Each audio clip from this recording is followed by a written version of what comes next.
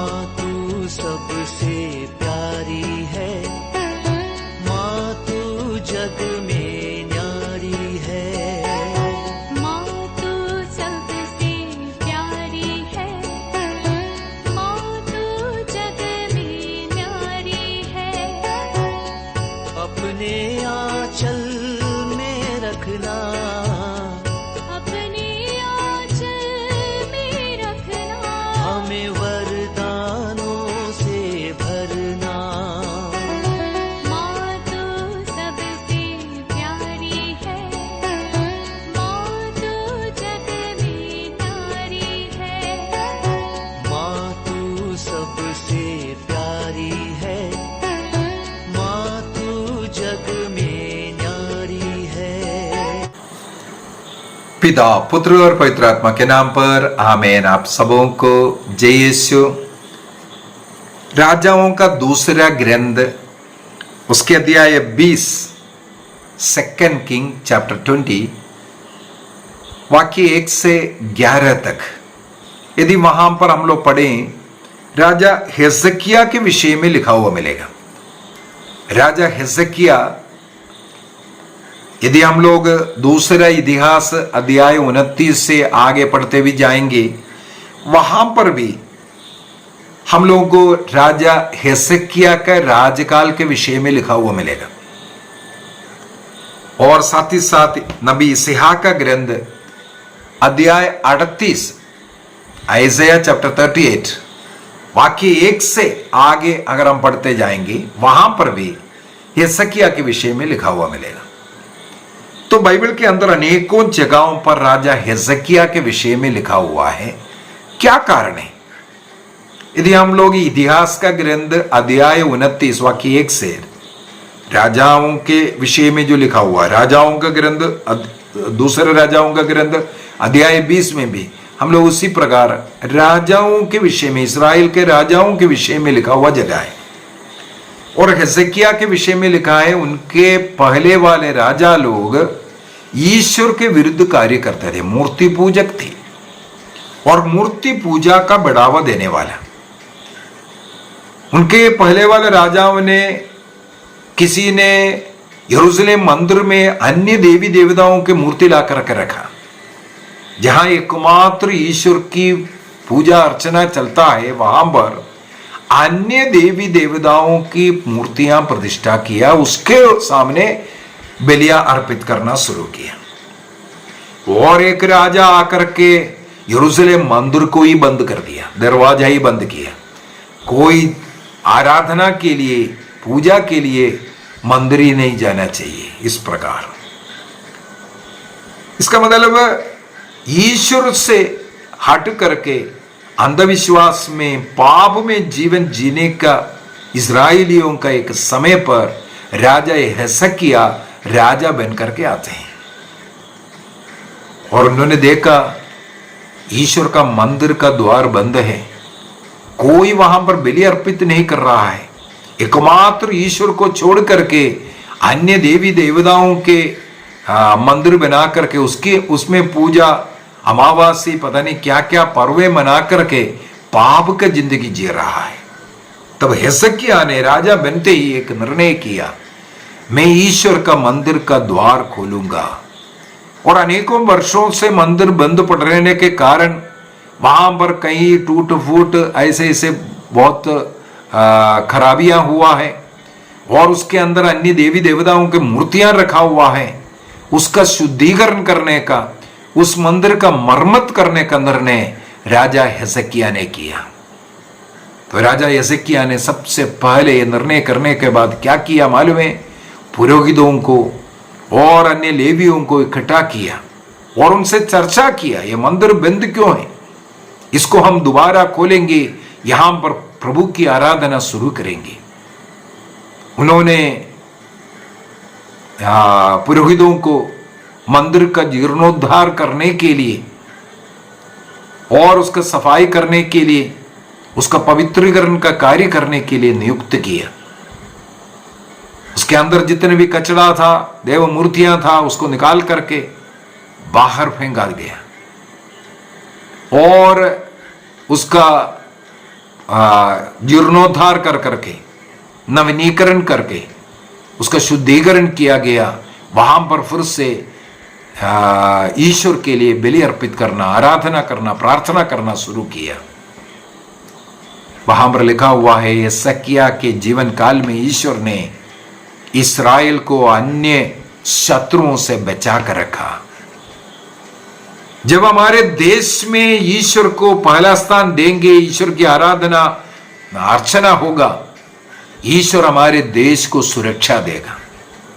यदि हमारे घर में रोज प्रार्थना होता है, परिवार मिलकर के प्रार्थना होगा, तो ईश्वर हमारी प्रार्थना सुन करके हमारे घर का बचाव करेगा। एक उदाहरण उत्पत्ति ग्रंथ से निकालना उचित है। उत्पत्ति ग्रंथ उसके अध्याय 7 में नूह के बारे में लिखा हुआ है। नूह एक सदाचारी व्यक्ति था, ईश्वर के मार्ग पर चलने वाला व्यक्ति था। ईश्वर ने जो कुछ आग्रह किया नूह से, उसके अनुसार उसने सब कार्य किया। यह उत्पत्ति ग्रंथ अध्याय 7 वाक्य 5 में लिखा है। अध्याय 6 का वाक्य 9 में लिखा है, नूह का वृत्तांत इस प्रकार है। नूह सदाचारी और अपने समय के लोगों में एक निर्दोष व्यक्ति था। ऐसा निर्दोष व्यक्ति, ईश्वर की आज्ञा के अनुसार सब कुछ करने वाला व्यक्ति, पोत बनाने के लिए कहा, पोत बनाया, पोत में जा करके रहने के लिए बोला, नूह ने उसी प्रकार किया। और वाक्य 16 को मैं पढ़ना चाहूंगा। इस प्रकार नूह के साथ सब प्राणियों में 2-2 पोत के अंदर सब शरीरधारियों के नर मादा का एक एक जोड़ा आया, ठीक उसी प्रकार जैसे ईश्वर ने आज्ञा दी। जब नूह सदाचारी था, ईश्वर के मार्ग पर चलने वाला था, ईश्वर जो कुछ कहा, आज्ञा दिया, उसके अनुसार करने वाला था, तब क्या हुआ? पोत में प्रवेश करो करके बोला।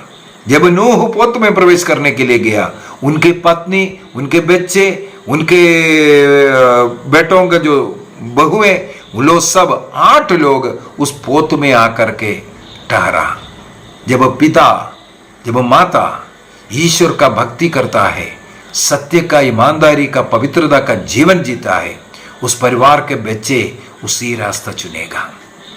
यदि प्रार्थना परिवार में माता पिता करेगा, बच्चे भी उसी प्रकार करेगा, प्रभु उन्हें उसके लिए बाध्य करेगा। यहां पर देखा, नूह एकमात्र व्यक्ति सदाचारी था।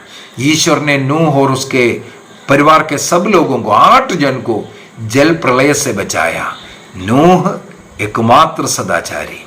हमारे घर में हमें भी इसी प्रकार का निर्णय करना है, हमें प्रार्थना करना है। एक व्यक्ति आगे बढ़ करके आओ, बाकी भी बढ़ेगा। यहां पर जब नूह प्रवेश करने के लिए गया, उनके पीछे उनके पत्नी, बेटे, उनके बहुएं उसके अंदर प्रवेश करते हैं। और प्रभु के आदेश के अनुसार सारे जीव जंतुओं, पक्षियों के एक एक जोड़ा नर नारी उसमें आकर के प्रवेश किया करके लिखा है। हमारे घर में यदि इसी प्रकार रोज प्रार्थना होगा, पारिवारिक प्रार्थना होगा, अच्छा जीवन जिएगा, तब क्या होगा? ईश्वर हमारा देखभाल करेगा। आगे क्या लिखा है वाक्य 16 के अंदर? इसके बाद प्रभु ने उस पर दरवाजा बाहर से बंद किया। ईश्वर ने उस पोत का दरवाजा बाहर से बंद किया, अर्थात अभी ईश्वर के परमिशन के बगैर पोत के अंदर जो व्यक्ति है वो बाहर नहीं जाएगा। इसका एक और अर्थ है, अभी उस घर का पहरेदार ईश्वर स्वयं बन गया। वो घर प्रभु की इच्छा के अनुसार जीने वाला बन गया। हमें भी अपने परिवार को इस प्रकार आशीष का कारण बनाना है। अभी हिजकिय्याह के जीवन में जाते हैं। हिजकिय्याह जब ईश्वर की इच्छा के अनुसार चलना शुरू किया, ईश्वर के वचनों के अनुसार जीवन जीना शुरू किया और ईश्वर के उस मंदिर का जीर्णोद्धार कर करके उसमें बलियां अर्पित करना शुरू किया और ईश्वर को इस प्रकार आदर सम्मान देना शुरू किया। ईश्वर ने शत्रुओं को उनके देश से दूर रखा। इसके बाद कई बातें हम लोग हिजकिय्याह के विषय में पढ़ते हैं, लेकिन हिजकिय्याह इसके बाद थोड़ा सा घमंडी हो गया। इससे भी बात का घमंड, क्योंकि कोई राज्य उनके ऊपर आकर के आक्रमण नहीं कर रहा है और देश को उन्नति होते जा रहा है। कई बार हम लोगों के जीवन में भी ऐसे ही होता है, ईश्वर के आशीष मिलते रहेगा, पढ़ाई में हम अच्छा हो रहा है, हमें अच्छा नौकरी मिला, हमें पैसा मिल रहा है, हमारे जीवन के जरूरतें सब पूर्ण हो रहा है, तब सोचने लगे हाँ मेरे मेहनत के कारण, मेरे पढ़ाई के कारण, मेरे नौकरी के कारण मैंने ये किया, मैंने वो किया। इस प्रकार का अहंकार का शब्द इस हिजकिय्याह से भी निकला। तब उन्हें एक दंड मिल रहा है। ये भाग आप लोग थोड़ा पढ़ना है। दूसरा राजाओं का ग्रंथ अध्याय 20 का वाक्य 1 से 11 तक और दूसरा इतिहास सेकंड क्रॉनिकल चैप्टर 29 से लेकर के आगे मेरे हाल में 30-35 तक इनके विषय में ही लिखा हुआ है। थोड़ा उसको भी पढ़ करके जाना, विशेषकर जो 32 अध्याय आ रहा है वहां पर। इसके बाद नबी इसहाक का ग्रंथ अध्याय 38 वाक्य 1 से आगे, वहां पर सब इस हिजकिय्याह के विषय में लिखा हुआ है। इनका जो घमंड होना और प्रभु का दंड मिलना। और ये आज मैं विशेष रूप से एक क्लास यही ले रहा हूं। नबी इसहाक आकर के हिजकिय्याह से कहते हैं तुम अपने घर बार सब संभाल करके सब तैयार करो, क्योंकि तुम्हारा मृत्यु होने वाला है, तुम्हारे मृत्यु होने वाला है, इसलिए उससे पहले घर बार सब ठीक ठाक करो, अगला राजा कौन बनना है ये सब सेटल कर लो करके बोला। ये सुन करके हिजकिय्याह अपने पलंग में पड़े पड़े रोना शुरू किया, दीवार की ओर मुड़ करके लेटा और वो रोने लगे, विलाप करने लगे। इसका मतलब प्रभु से वह रो रो करके प्रार्थना करने लगे, बस नहीं हुआ प्रभु, जल्दी क्यों उठा रहा है। नबी इसहाक ये भविष्यवाणी करने के बाद वहां से चला गया। राजा हिजकिय्याह का रोना सुनकर के ईश्वर ने नबी इसहाक को फिर वापस भेजते हैं। हिजकिय्याह का उम्र को 15 साल और बढ़ा करके दिया। कई बार हम लोगों से बोलते हैं हिजकिय्याह के समान रो रो करके प्रार्थना करो करके मिलेगा बोल करके, लेकिन मैं आज के क्लास इसलिए ले रहा हूं, मत लीजिए ऐसा। रो रो करके 15 साल राजा हिजकिय्याह ने अपने उम्र को बढ़ाया। वो केवल उनके लिए या आने वाला पीढ़ी के लिए और उस इस्राएल देश के लिए हानिकारक बन गया, क्योंकि ईश्वर की इच्छा था उनका उम्र अभी खत्म हो गया, मरने दो, ये था। लेकिन इन्होंने रो रो करके और डिमांड किया। ईश्वर ने 15 वर्ष और बढ़ा करके दिया। वो इस्राएल के लिए अच्छा नहीं था, उनके परिवार के लिए भी अच्छा नहीं था और उनके जीवन के लिए भी वो अच्छा नहीं था। क्यों नहीं था? इस 15 साल की उम्र के अंदर उनको एक संतान पैदा होता है, मनासे। उस पुत्र का नाम है मनासे। ये जो एक्सटेंड होकर के जो 15 साल मिला, उसके अंदर उसको जन्म लेने वाला बेटे का नाम है मनासे। इस्राएल के पूरे इतिहास पढ़ करके देखो, इस्राएल के पूरे राजाओं का वर्णन हमारे बाइबल के अंदर मिलेगा, उसको पढ़ करके देखो। मनासे जैसे एक निकृष्ट मनुष्य हमें इस्राएल के इतिहास में पढ़ने के लिए नहीं मिलेगा। पिता कितना अच्छा इंसान था, प्रार्थना करने वाला, भक्ति करने वाला, लेकिन ये पुत्र, ये जो एक्सटेंडेड वर्ष में जन्म लेने वाले ये पुत्र ईश्वर विरोधी था। वो अंधविश्वास में, मूर्ति पूजा में पड़े रहने वाला व्यक्ति था। मनासे ने अपने बच्चों को मूर्तियों के लिए, भगवानों के लिए बलि अर्पित किया। अपने बेटों को बलि अर्पित करने वाला ये निकृष्ट मनुष्य हिजकिय्याह के उस एक्सटेंडेड 15 ईयर्स के अंदर जन्म लेने वाला, 15 साल बढ़ा करके मिला उस पर जन्म लेने वाला। इस मनासे के कारण इस्राएल में आफतें आई, कष्ट झेलना पड़ा, अन्य देश के आक्रमण यहां बढ़ गया। इस प्रकार अनेकों लोगों का जीवन नष्ट हुआ। इस मनासे एक राजा निकृष्ट व्यक्ति बना, अंधविश्वासी बना, मूर्ति पूजक बना, अपने बच्चों को बलि अर्पित करने वाला बना। इसके द्वारा केवल उसके जीवन नहीं, उसके परिवार में नहीं, लेकिन पूरे देश में उसका परिणाम देखने के लिए मिला। क्यों ये क्लास लिया है? अनेकों लोग अपनी इच्छा पूरी करने के लिए बहुत प्रयत्न करता है, लेकिन प्रभु के पिता की इच्छा पर छोड़ने वाला नहीं है। जैसे ईसा मसीह गत्सेमनी में प्राण पीड़ा अनुभव कर रहा था, शिष्यों के पास आकर के कहा, मेरा हृदय इतना व्याकुल है कि मैं मरने पर हूं। उनका पसीना रक्त की बूंदों जैसे जमीन पर कर रहा, इतना अधिक मन की पीड़ा, हृदय पीड़ा अनुभव कर रहा था। और पिता से वो रो रो करके उस समय पर प्रार्थना कर रहा था। क्या प्रार्थना किया?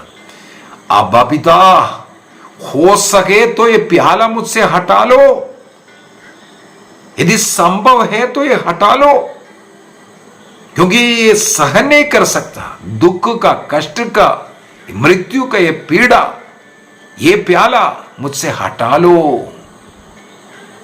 इसके बाद क्या कहा?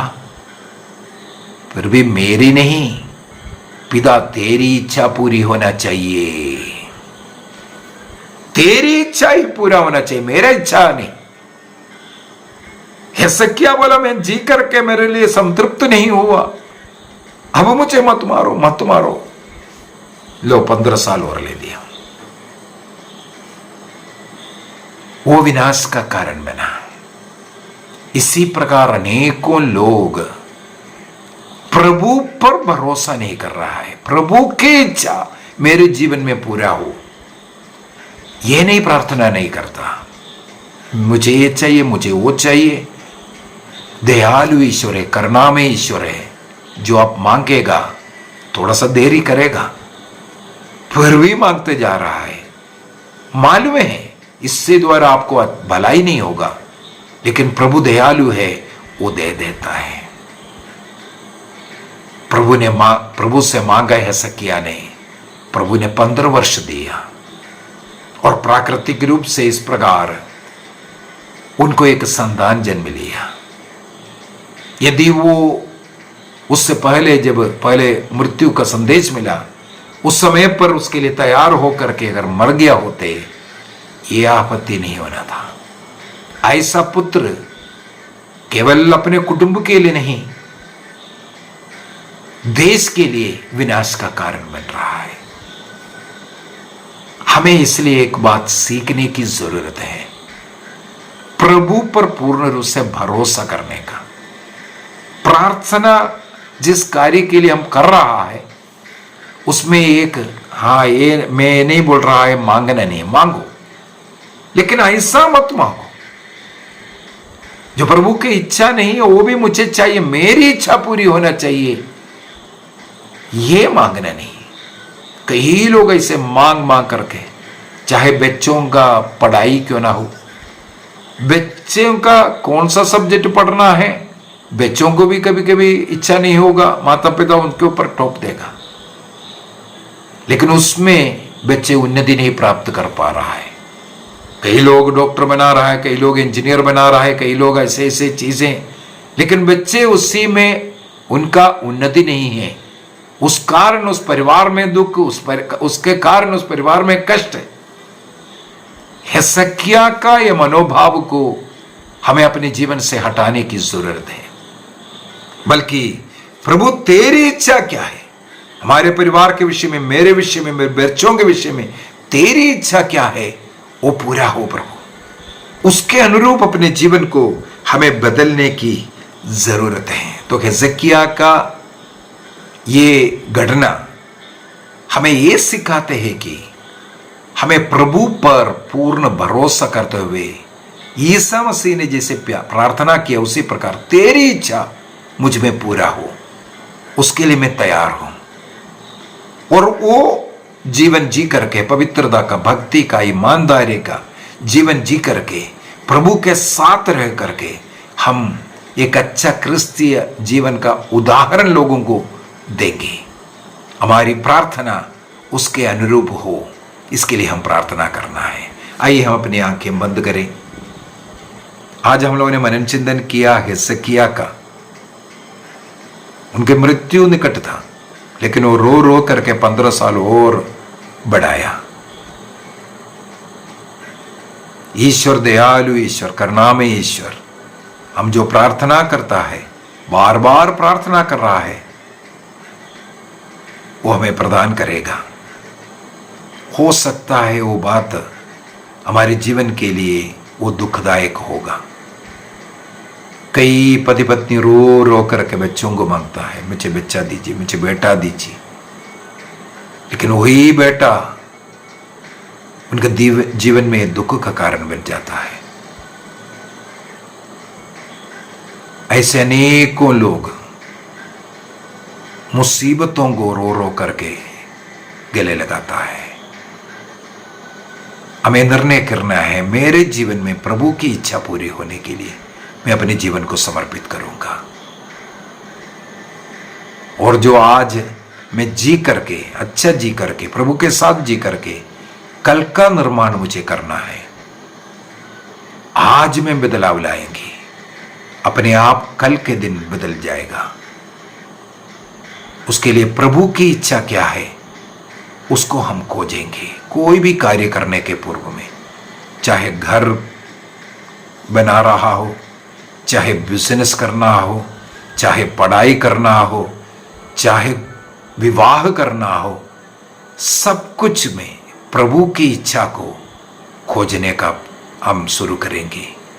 प्रभु की इच्छा मेरे जीवन में पूरा हो, उसके लिए हम समर्पित करेंगे।